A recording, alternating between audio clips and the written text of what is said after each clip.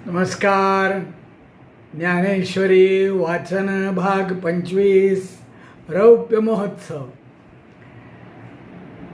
गीता अध्याय 1 श्लोक 29 आणि 30. ज्ञानेश्वरी ओव्या 193 पासून पुढे.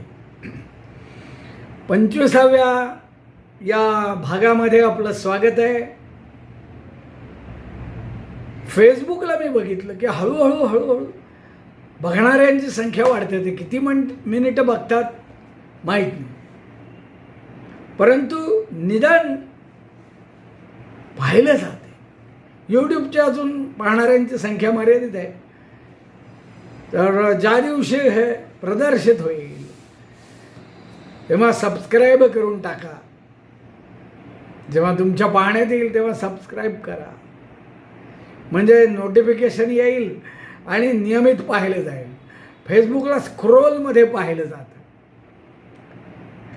तर ज्यांना लिंक पाठवतो यूट्यूबची त्यांनी पण कृपया यूट्यूब लिंकवर जा आणि बघा. हा विषय हा जरी फार जबरदस्त वक्तृत्व किंवा असं नसलं तरी आपल्या सगळ्यांच्या जिव्हाळ्याचा आहे, आपल्या आयुष्याला उपयोगाचा आहे. थोडं तरी कानावरून जाऊ दे म्हणून ही विनंती आहे.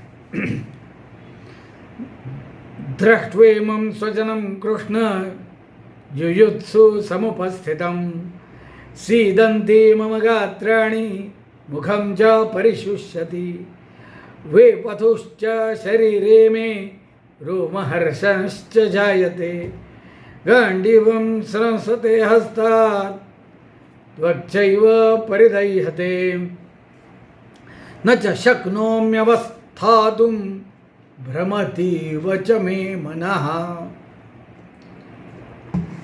अर्जुन आता भ्रमित झालेला आहे. इथला अर्थ न वाचता सरळ बघूया. माझे गात्र आता गोठून चालली आहेत. माझं शरीर कापतंय, अंगावर रोमांच उठलेले आहेत.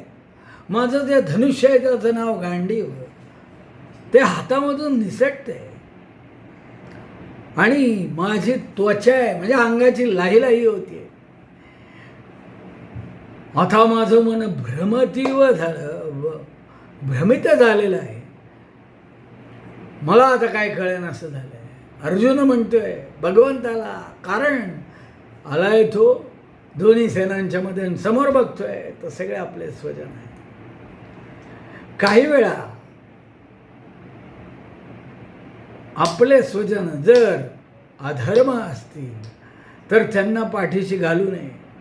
म्हणून मी असं म्हटलं की बाकी तो मोठा विषय आहे, परंतु असं जरी मी संघामध्ये असलो, काही लोकांना ते आवडलं नाही, भरपूर ट्रोलिंग झालं, यूट्यूबवर नाही व्हॉट्सॲपवर, परंतु एक डिस्क्लेमर दिला की मी 100% जसा आपल्या या ज्ञानेश्वरीला आहे की माझं जे काय म्हणणं आहे ते कदाचित थोडं वेगळं असेल या ग्रंथात लिहिलेल्या गोष्टींपेक्षा. काही गोष्टी मला पटत नसतील. तसं एक डिस्क्लेमर दिलं की जरी मी संघात असलो तरीसुद्धा सगळ्या मानसिकता आणि सगळे विचार मला पटतात असं नाही. केवळ हिंदू धर्म टिकावा म्हणून मी संघाच्या बरोबर आहे. हे म्हणल्यानंतर एकदम सर्व प्रकारच्या शिव्या प्राप्त झाल्या. सगळीकडून नाही, एका ठराविक व्हॉट्सॲप समूहामध्येच घडलं. त्याने व्यभिचारी निष्ठेचा भयंकर आरोप देखील केला. बाकी सगळे गप्प बसले.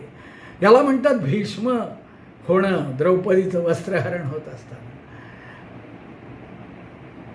की जर मी आज 46 वर्षात संघात आहे तर तुम्ही केवळ ह्याच्यावरून की माझे विचार थोडे स्वतंत्र आहेत एवढं म्हणल्यावरून तुम्ही मला लगेच व्यभिचारी निष्ठा म्हणता. यासारखं दुःख नाही.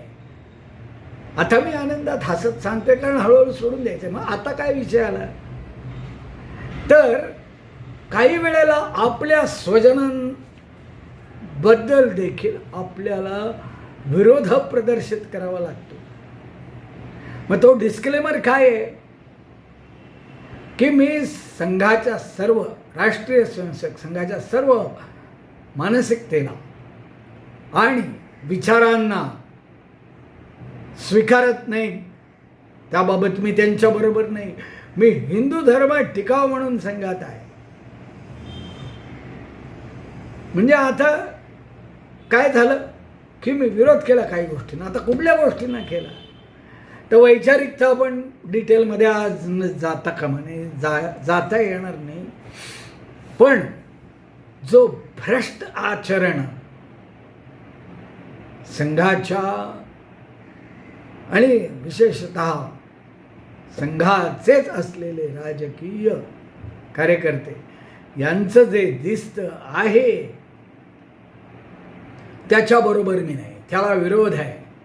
आणि ते वेगवेगळ्या प्लॅटफॉर्मवर केलेलं आहे की छत्रपती शिवाजी महाराज परवा जयंती झाली, ते माझं काही ठिकाणी भाषण झालं, तर त्यात मी असं म्हणलं की महाराजांनी जसं राज्याभिषेक झाल्यावर मंदिर उभारलं कोटेश्वराचं, प्रसिद्ध आहे रायगडावर, तसं मोदींनी राम मंदिर केलं. हे एक साधर्म्य आहे, परंतु एक वैधर्म्य आहे. ते म्हणजे महाराजांचं जे शासन होतं ते अत्यंत सुशासन होतं, परफेक्ट. काही तर थोडी त्रुटी राहिली असेल पण एवढं माझ्या वाचण्यात आली नाही. आणि त्या मानाने आमची ही जी सरकार आहेत भारतीय जनता पक्षाची ती तेवढी स्वच्छ नाही. तर ही जी मानसिकता आहे की हिंदू धर्माचं काम केलं म्हणजे आपण स्वार्थ साधायला मोकळे आहोत, तर त्याला माझा विरोध आहे. माझा नाही, आणखी अनेकांचा आहे. मग आमचा म्हणूया, पण माझी संघटना आहे ती मी एकट्याचीच राहिली आहे जवळजवळ, त्यामुळे माझा हा शब्द येतो. अहंकार नाही, माझा हा शब्द येतो. तर बाकीचं आता मी सगळं सोडून दिलं. मुद्दा काय आहे की स्वजनांच्या विरुद्ध एखाद्या वेळेला जावं लागतं, हे मला भगवंत कृष्णांनी शिकवलं. इथे अर्जुनाचं जरा गांडीवम सरस्वते हसतात असं झालं. तो म्हणे अवधारी देवा म्या पाहिला हा मेळावा, तत्र गोत्र वर्गू आघवान देखिला येथ.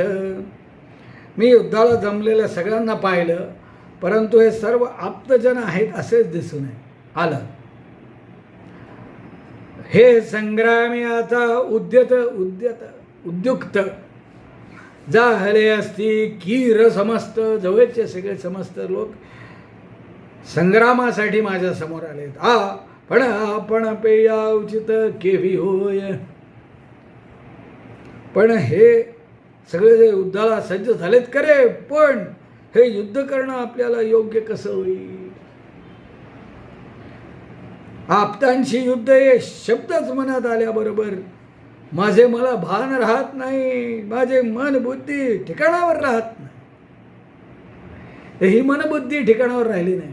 आणि मी असं म्हणलं की ती जी मनबुद्धी आहे म्हणजे मन आणि विचार आहे, मानसिकता आणि विचार आहे, ते मला 100% पटतात असं नाही. ह्याचं कारण काय की हे मन आणि बुद्धी ठिकाणावर माझी पण राहत नाही, परंतु मला भगवंताने शिकवल्यामुळे आठवण होते आणि मी बोलू शकतो. आणि इथे मी हा एक वचनी अहंकारी घेऊ नका, माझ्यासारखे अनेक आहेत. पण त्यांच्या वतीने मी कसं बोलणार, त्यांची नावं कशी घेणार? तर भगवंतानी जे शिकवलं ते आपल्यामध्ये उतरलं पाहिजे. माझ्यात थोडं एवढंसं उतरलं, ह्याचं फक्त उदाहरण दिलं. आपण कितवा बघितला आता 195 वाचायचं राहिलं. येणे नावेची नेणो काही मजा आपण पे सर्वथा नाही, मन बुद्धी ठाई स्थिर नोय. मन बुद्धी आता माझी अस्थिर झाली, होणार स्वाभाविक आहे. आताच मी अनुभव घेतोय की मनाला स्थिर ठेवणं किती अवघड आहे. जेव्हा स्वजन अशा आता समोर उभे राहिले, त्यांना मारायचं आहे आणि जेव्हा माझे स्वजन, बाकी स्वजन तर आहेतच आहेत, आई गेली. मन आता इथे नाही, इथे सगळं नाही सांगणार, पण मन स्थिर ठेवायला ही अख्खी गीता सतत डोक्यावर घ्यावी लागते. पॉइंट आहे, देख देह कापत तोंड असे कोरडय होत, विखळता उपजत गात्रांसी. देह थरथर कापू राहिला, कापू राहिला असे आपली लँग्वेज आहे ना, म्हणजे बोलीभाषा.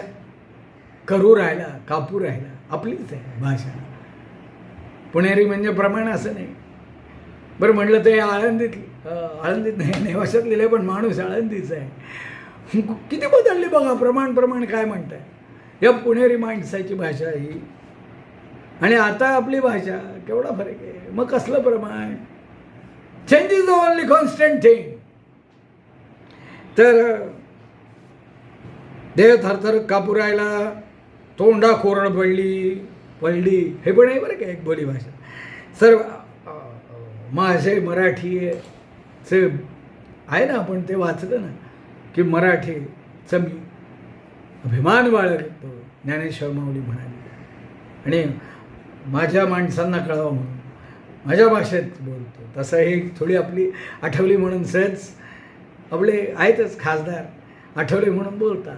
तसं कधीतरी बोलायचं, कारण हा आपला संवाद आहे, गप्पा आहे. व्ह्युअरशिप चांगली होत चालली आहे, म्हणजे विशेषतः फेसबुकला पाहिल्यावर आनंद आहे.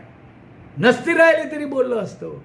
कारण परवा काही लोकांनी आणखीन एक विषय काढला की अरे तू योग दिनाचा वर्ग घेतलास आणि 8 पण माणसं नव्हती. असू दे ना, 8 तर 8 महत्त्वपूर्ण आहेत. 8 तसं आत्ता किती आहेत, 8 तर 8. बघूया एखाद दिवशी लाईव्ह गेलो तर, पण नाही आहेत कोणी. या पुढच्या वेळी मी लाईव्ह करेन तेव्हा सांगून करीन, आधी सांगेन लाईव्ह आहे, मग फेसबुक लाईव्ह करू, गप्पा मारू. आणखीन मी एकटाच बोलतो गप्पा मारल्यासारखा, तर थोडं तुमच्याकडनं येईल. हां, कॉमेंट्स येत आहेत बरं का, तेवढं एक आनंदाची गोष्ट. सर्व शरीरावर आता 197 आधी ओवी वाचूया. सर्वांगा कांटाळा आला, अतिसंतापू उपनला. संताप म्हणजे हा दुसऱ्यावर असलेला राग नाही, हा स्वतःचाच देह. ते लिहिलंय ना, त्वचेची आग होते. उपनाला तेथ बेंबळ हातू गेला गांडीवाचा. ते हातातून निसटतंय आता गांडीव धनुष्य. जे धनुष्य थरायला एवढी ताकद लागते आणि ते मारायला ताकद लागते, त्याच्या मागे म्हणून बऱ्याच वेळा म्हटलं जातं बघा, ताकद आहे, बॉडी बिल्डर आहे, माझ्यासारखा नाही काडी पहिलवान, पण त्याच्या मागचं मन महत्त्वाचं आहे. तलवार त्याच्या मागचं मन महत्त्वाचं आहे, गांडीव धनुष्य मागचं मन महत्त्वाचं आहे. त्यामुळे नुसती ताकद असून उपयोग नाही, एक्झिक्युशनसाठी मनाची तयारी हवी. तर ती गडबडली. आणि जे म्हटलं जातं की मन हे खूप महत्त्वाचं आहे, तर त्यामुळे माझं मन बुद्धी ठिकाणावर राहत नाही. देह थरथर कापू राहिला, तोंडाला कोरड पडली, सगळे अवयव शिथिल झाले, सर्व शरीरावर काटा उभं राहिला. मला माझाच संताप येत आहे. ते तसं ॲक्च्युली वरती नाही आहे, पण ठीक आहे. संताप म्हणजे सगळं शरीराची लाही होती, आग होती. गांडीव धरलेला हात ढिला पडला. 198 आधी ओवी. ते न धरतात निष्ठले, परी नेण्याचे हातोनी पडिले, ऐसे हृदय ऐसे व्यापले मोहिणी. म्हणून ते धरता येत नाही. आता बघा, हातात ताकद आहे, मनाची ताकद संपली, त्यामुळे ते निष्ठाळलं. आणि अशा रीतीने माझं मन स्वजनांच्या प्रेमाने घेरलं. अरे प्रेम पाहिजेच, पण वेळेला त्याच्या विरुद्ध उभं राहता आलं पाहिजे, हे महाराजांनी सांगितलं. कोणा महाराजांनी? श्रीकृष्ण महाराजांनी. पुढे त्याला कळलं तो आपला बाप आहे अर्जुन. यांनी पुढे प्रचंड करून दाखवलं. आम्ही नुसती थोडीशी बडबड करणार, विषय संपणार, तसं नाही आहे. त्याचं पुढे करून दाखवलं. पण निदान आपण उभं राहिलं पाहिजे, ठामपणे बोलता आलं पाहिजे, आपलं मन मस्तिष्क स्वतंत्र राहिलं पाहिजे. 198 झाला, आता 99. जे वज्रापासून कठीण दुर्धर अति दारुण दयाहुन साधारण हे स्नेह नवल. जे काही वज्रापेक्षा फुटण्याला भयंकर कठीण असेल त्याहीपेक्षा हा स्वजनांचा मोह निवृत्त होण्याला अत्यंत कठीण आहे, हे आश्चर्य.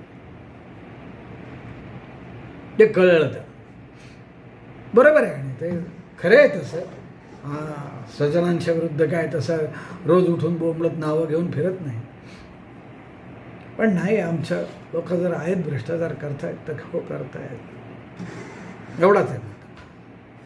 जेणे संग्रामू हरी जिंतीला निवात कवचांचा ठाबू फोडिला तो अर्जुन मोहे कवळेला क्षणा माझी. मोहाने तो अर्जुन व्याप्त झालाय ज्याने युद्धात शंकराला जिंकलं. निवात कवच नावाच्या राक्षसाचा फडशा पाडला.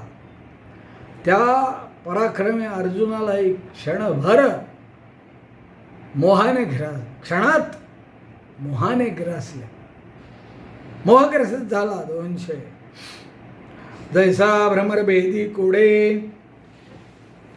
भलतेसे काष्ठ कोरडे परिकळी के माझी सापडे कोवळिया.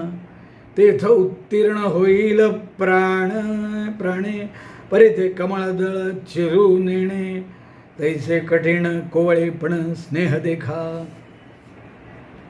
त्या खळीचे प्रेमाने तो तिच्यावर नाही प्राण वळून टाकेल, पण कळी चिरून बाहेर पडत नाही. असे प्रेम अत्यंत मृदू असल्यामुळे तोडण्यास कठीण आहे. जसा भुंगा लाकूड सहज कोरतो, पण कमळाची कोवळी कळी मात्र तो काय करू शकत नाही. आणि तो त्यात अडकून पडत. तसं मी या स्वजनांमध्ये त्या कमळाच्या कळीमध्ये त्याचा जीव अडकलेला असतो, त्या भोंग्याचा, म्हणून तो त्यात अडकतो. आहे एवढीशी आत गेला, बाहेर यायला किती वेळ लागायला पाहिजे, काही नाही, पण अडकतो. कारण त्याला तो काय मोह आहे खाण्याचा, तेवढ्यात तो अडकून जातो. असंच आहे ना. तर जैसा भ्रमर भेदी कोडे भलतैसे काष्ठ कोरडे परी कळिके माझी सापडे कोवळी आहे. तेथ उत्तीर्ण होईल प्राणे परी ते कमळदळ चिरू नेणे तैसे कठीण कोवळे पण स्नेह देखा. तर त्या याच्यातून कळीमधून काय तो बाहेर येऊ शकत नाही, कारण प्रेम अत्यंत मृदू असल्यामुळे तोडण्यास कठीण. म्हणजे थोडक्यात काय की प्रेम ही अशी चीज आहे की ताकद आहे त्याच्यापुढे, ढिली पडते. आपुलकी, प्रेम, जिव्हाळा या सगळ्या गोष्टींनी माणूस हतबल होतो. आणि स्वतः धृतराष्ट्र त्यामुळे हतबल झाला आणि त्यांनी आपल्या मुलांना पाठीशी घातलं. त्यामुळे शिवाजी महाराजांची थोरवी वेगळी आहे. तिथे संभाजीला देखील त्यांनी, आता संभाजीबद्दल पुष्कळ काही चाललं, पण संभाजीला देखील त्यांनी 4 गोष्टी ऐकवल्या. हे खूप महत्त्वाचं.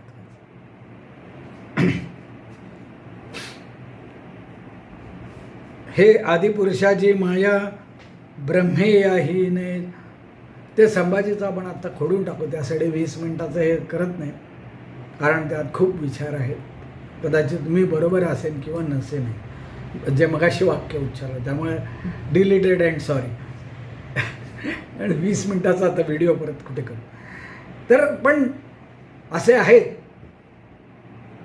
असे दुसरे उदाहरण आहेत की जे स्वतःच्या पुत्रमोहात अडकले नाहीत आणि त्यांनी स्पष्ट भूमिका घेतली.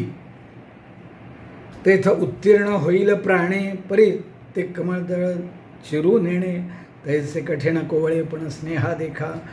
हे आदिपुरुषाची माया ब्रह्मेया ही नयेची आया म्हणून भुलविला एके राया संजय म्हणे. संजय म्हणतोय, आता संजय काय म्हणतोय, धृतराष्ट्र हे प्रेमच परमेश्वराची माया आहे, ही ब्रह्मदेवालाही आटोपत नाही, म्हणून अर्जुनालाही त्या प्रेमरूपी मायेने घेरलंय.